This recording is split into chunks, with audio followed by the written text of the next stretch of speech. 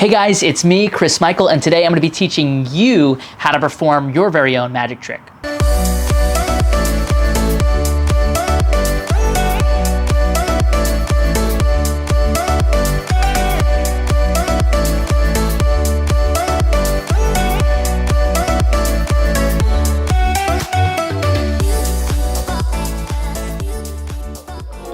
We're going to start with 8 playing cards. Just count them out for you. And I'll spread them on the table. Shane is behind the camera. Shane, can you, and I'll hold out the mic for you. Can you call out one of the cards? 2 of hearts. 2 of hearts. And just so you guys know, we didn't set that up. I didn't know what card he was going to name beforehand. The 2 of hearts.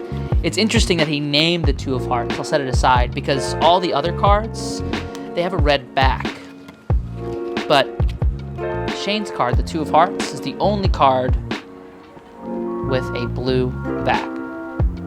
Just like most magic tricks, this one does have a setup. Super simple though, you probably have these things already at your house. You need 2 different decks of cards.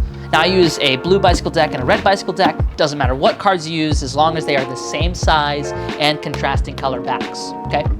You're gonna open up each pack and take out 4 cards from each. So that's 1, 2, 3, 4, cool.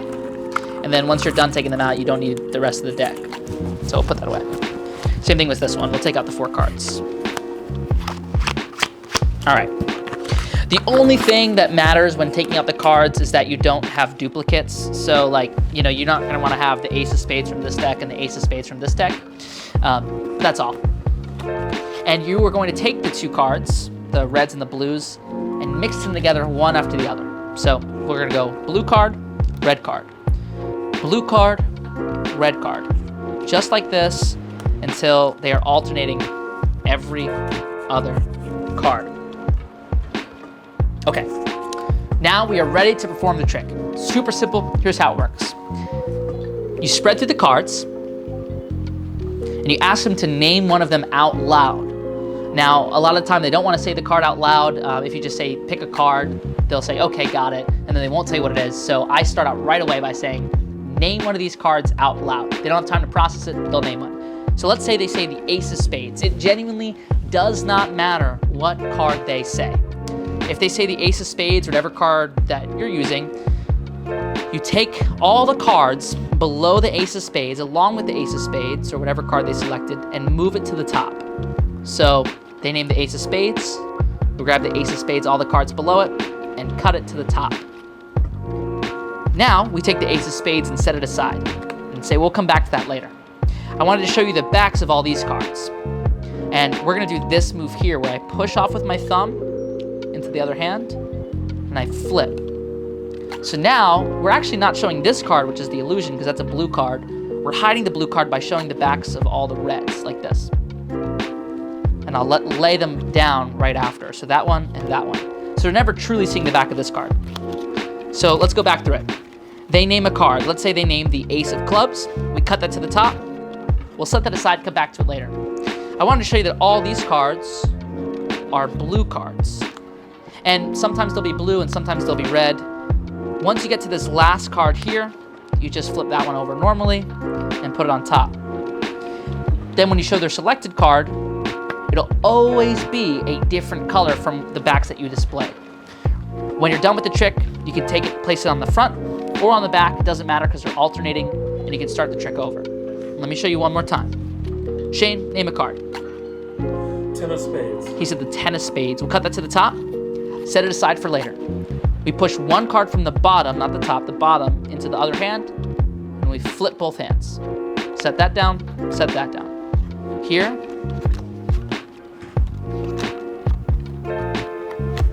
and then we show this one is different.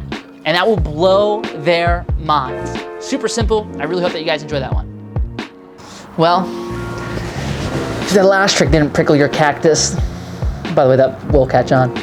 I'll show you another one. No cards, just something organic like a dollar bill. And I'm broke, so I'll have to borrow one. Thanks. If we take a dollar bill, I'll unfold it here. I'll show it to you guys. We're gonna fold it right in half, hot dog style. I actually, by the way, never learned that in school. No one ever taught me a hot dog or hamburger. It wasn't until I was an adult that I learned. We fold it in half like this. I'm gonna show you, by the way, what the trick looks like first, and then we'll get into teaching it just like we did before. Give this a little bit of a nice crease. And what I'm doing is actually gonna balance it between my fingers like this, allowing it to suspend in the air, like so. All right, now we'll teach you how that's done. Okay, now for the explanation. This trick can be done totally impromptu, where you don't even really need a setup, but for this tutorial, I'm gonna show you how to set it up with a tape, or some tape, a nickel, and Shane, do you mind? Thanks. Cool, a $1 bill. Now, I will go into how you can do this without the tape a little bit later, but for now, you're just gonna need a small piece of tape to put on the back of the nickel. You're gonna loop it over, just like you were hanging something on your wall when you ruined the paintwork in your room when you were a child. And you're gonna stick it on the back of the nickel, just like this, okay? It doesn't have to be perfect. The whole point is that no one's gonna see this. This nickel is going to be kind of like a counterweight to allow us to balance the bill. I usually put it in the lower right corner, just so I know where it's gonna be when I perform the trick. It's good for me to be comfortable, but you could place it in any of the 4 corners. Just, you'll have to feel out where the nickel is. I place it face up towards me, so George Washington's the right way, and stick him right over there on the number 1. Okay, I want it close to the edge. That's gonna be important later. If you put it too far in the middle, it won't really look that good. So, we go here, and you're pretty much done. That's the setup. If you borrow a $1 bill and you have a nickel with some tape already on it, all you need to do is place the nickel kind of on your thumb like this, between your fingers, and when you borrow the bill, I'm gonna stick it to the bill like so, and move my other fingers to the back. So that's the secret move. I'll show you that again. Have it here, I borrow the $1 bill, I stick the nickel, and then immediately move my fingers towards the back. This shouldn't be a big moment. This should be done while you're talking, what we call in magic the offbeat. So here we go. You get it back, you stick it, and you're done. Okay? Now what you're gonna do is fold the $1 bill in half hot dog style. Okay, again, folding that nickel side in, not out.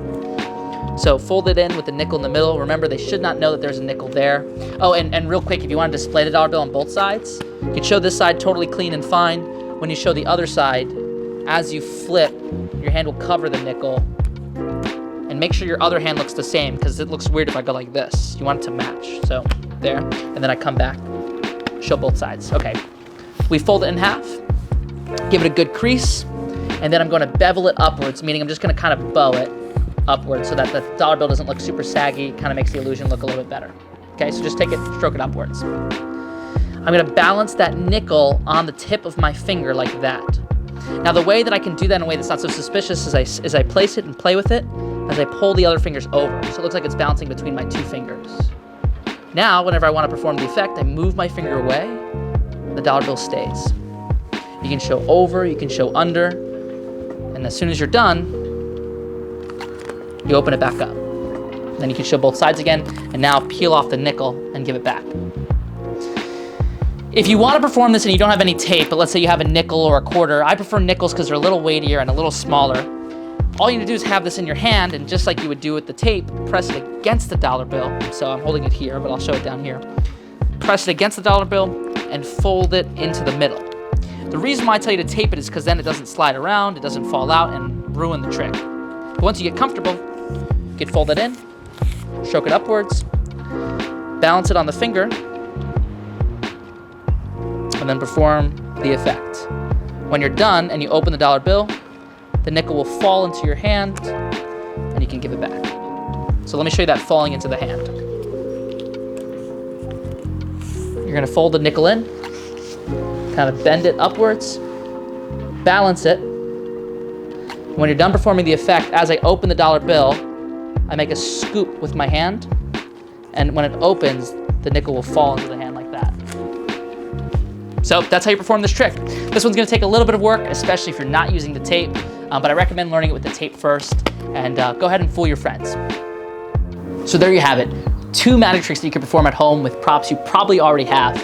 I hope that you guys put in the time to practice these. I think they're gonna service you really well, and if you post any videos online, send them to me so I can watch them, or if you post them on your Instagram story and tag Chris Mike Magic, I can share them for the world to see. Good luck.